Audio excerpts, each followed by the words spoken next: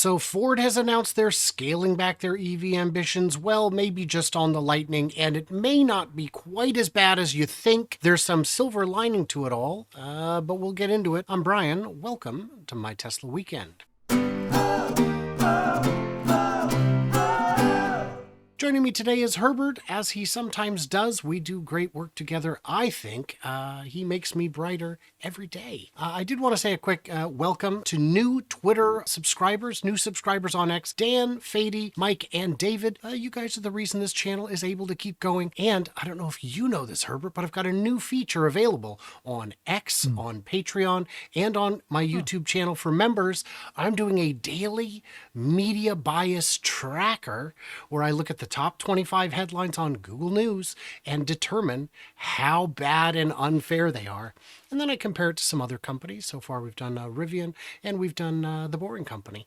I'll send you a link so you can check it out. Wow. Anyway, yeah, it's fun. It's fun. It's as ugly as you think, especially today when the news was, as of recording this, when the news was the recall. And that seemed to be kind of dominating the news cycle because an over-the-air update is, of course, the end of the world. Speaking of the end of the world, let's talk about Ford's new thing. They're saying we got to cut our projections for Lightning production in 2024 by half. Not 80,000, 40,000. Which leads me to believe that they will not be the reigning EV pickup champion for very long unless they start adjusting that. Have you read about this? What do you think? I have read about it, of course, and I think it's much worse than you're saying it. At the intro, you said that this isn't as bad as we think. It is bad. Now, I know what you might have said it's not as bad as we think, because what you're saying is that my understanding, somebody point me out if I'm wrong here, but I understand that, they have projections for 2024. They're cutting that in half. But if you look at their total numbers of sales, it's actually not terrible. It's actually, growing from what it was last year, right? But it is really bad, Brian, because, they had to cut a shift, 3 shifts. Temporary halt is now complete halt. And how are they going to, by the time that they come back and try to raise those numbers again, in order to get to better margins, because this is a startup. The E division is a complete startup. They lost $1.3 billion, the Model E electric unit, in their Q3 2023 report. That's double the loss in 2022, and the lost $3.1 billion in the first 3 quarters of the year. That's going to be $4.5 billion loss for full year. In order to get there, you need to increase sales, increase volumes, get to scale. They're not going to get there. Let's say they do come back 2, 3, 5 years from now to get the higher sales than they are now.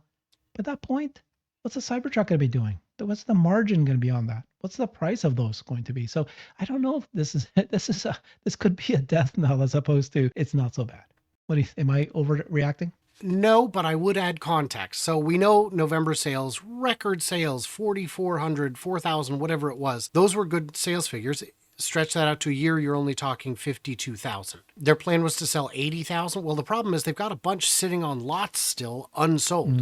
So until those have moved, it doesn't make sense to build a whole lot more. And if you can't afford to keep cutting the price, Sandy Munro had suggested that they could be already revenue positive on a per unit basis. Could be. That means that if they cut the prices, they're not. We know they're working on a second generation. That second gen should allow them greater pricing flexibility, make them more competitive, make them more profitable. So do you really want to make 80,000 of something that you're barely making money on or losing money on just to get market share? Ford's got a lot of brand loyal buyers who will come back, who will not buy a Cybertruck, who will not buy a Rivian, and who will absolutely come back when Ford is ready to sell them the second generation truck. We know the battery plant is a bit on hold. Without the batteries, you can't do it. You've got to get your batteries in-house, or at least in a partnership that's really beneficial. Because if you're just buying them off the shelf, it's going to be cost prohibitive, as we've seen. Yeah, and then add to that the fact that their cost of labor has increased, and it looks like their cost of labor at the battery plant may have increased as well. And you've got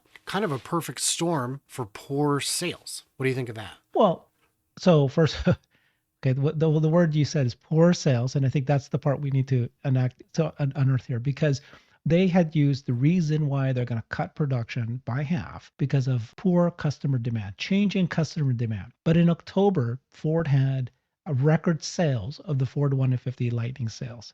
In November, they had broken that October sales, and they had a record sales of selling 4,400 EV trucks. Okay. And then that was 100% increase from the year previous to that. So when you have the best ever month of sales, how can you then say that it's because you're going to cut the production because of slowdown in demand? All the reasons you gave were the reasons why they're cutting production, but not because of sales.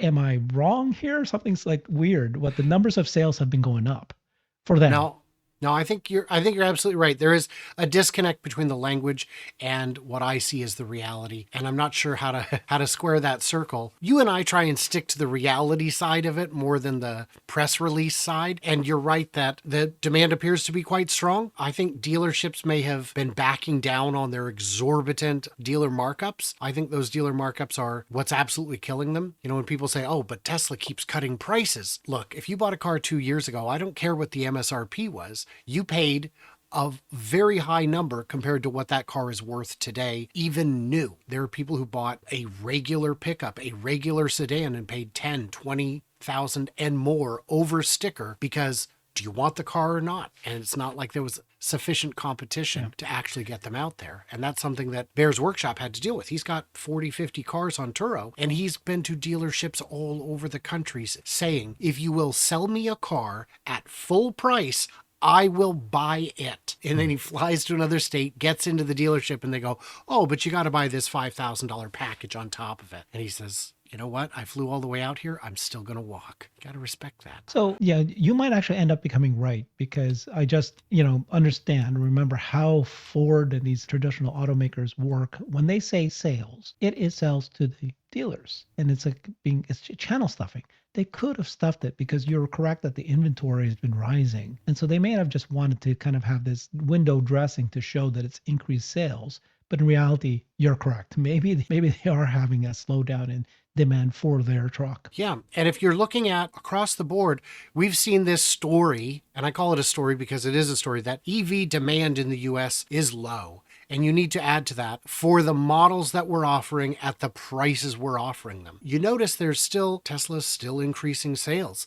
If you look around the world, you'll see that EV sales are not suffering. They are still growing year over year. We had 4%, then 10%, and now we're looking at 14 and 17% over last year and this year worldwide. These are big numbers. And it's all the brands are able to move units in the biggest markets in Europe, in China, and now a little bit in the US, although it seems to be a bit lopsided in favor of one particular brand because they're able to get more out of the tax credit. Let's take a second and talk about that. Have you heard the terrible news about the Model 3 tax credit starting next month? Looks like all the models of Model 3 is going to be zero incentive. You can't get anything anymore. At first, it was supposed to be 7,500, and then we heard that it was going to be half of that, 3,750. Now we've just learned that it's going to be zero. And apparently that's a memo that went from the IRS to Tesla, letting them know that, nope, this is correct. Your buyers will not qualify. Now, I did see someone on X say, well, this represents, a loss to Tesla of 11 cents a share or something like that. Does it? Because that's for the customer, not for Tesla. I'm sure it carries over in some regard because you may have to adjust prices. But this is already, without the credit, still a value proposition. It would just be unfortunate. I was under the impression that all of the long range and performance cells were coming out of Nevada, but apparently production has increased to the point where they are not. And they've been buying cells from, I believe, Korea, which does not qualify as a partner country under the IRA. I was going to ask you, though, what happens when they switch over to the Model 3 Highland, which should happen in Q1? The Highland should be battery agnostic, just like the current version. So it wouldn't necessarily change anything unless they're changing the sourcing of the batteries. And we haven't seen anything going on in Nevada that would lead us to believe a substantial increase in capacity is underway. So barring the availability of more made in America batteries, I just don't see how it can happen. So those folks who are waiting until January 1st to get the point of sale discount, buy it today, my friend. Use my referral link if you like to get the best deal out there, and get it now, because it'd be better to get it at the point of sale, but that's not going to happen for you on January 1st with a Model 3. So it's go time in that regard. Anything on Ford we're overlooking? Do you think the increase in wages is having an impact or not? So you do. Go ahead. Oh, for sure. I mean, they just went through the huge union settlement that they did. And then the timing wise, if you see that happened and then immediately reduce their plans going forward, they cut production. Yeah. Yeah. It's like it all adds up, right? It all adds up, and they're a house of cards, and they're struggling to try to stay afloat. And they try to go into the EVs, but this is losing them billions of dollars. I just said at the beginning of the show, Billions a year. a year. They need to switch back to selling their profitable F-150s, create some FUD out there, try to push it away until they figure out a way to right size their financials. And it is crazy because the people saying, well, yes, but when Ford makes these, they're taking sales away from someone else. I don't know how many Lightning buyers are coming from Silverado or Ram, but I can tell you they're mostly probably, in my opinion, cutting into their own sales. They're eating their own lunch. They're taking something on which they make $10,000, $20,000 profit and trading it for something they're making $1,000, maybe negative $1,000 on. And that is a double whammy because you're not making money on one hand and you're losing money on the other. Yeah, brand loyalty is very, very strong, and brand loyalty for trucks is even stronger. So for sure, it is just their own family.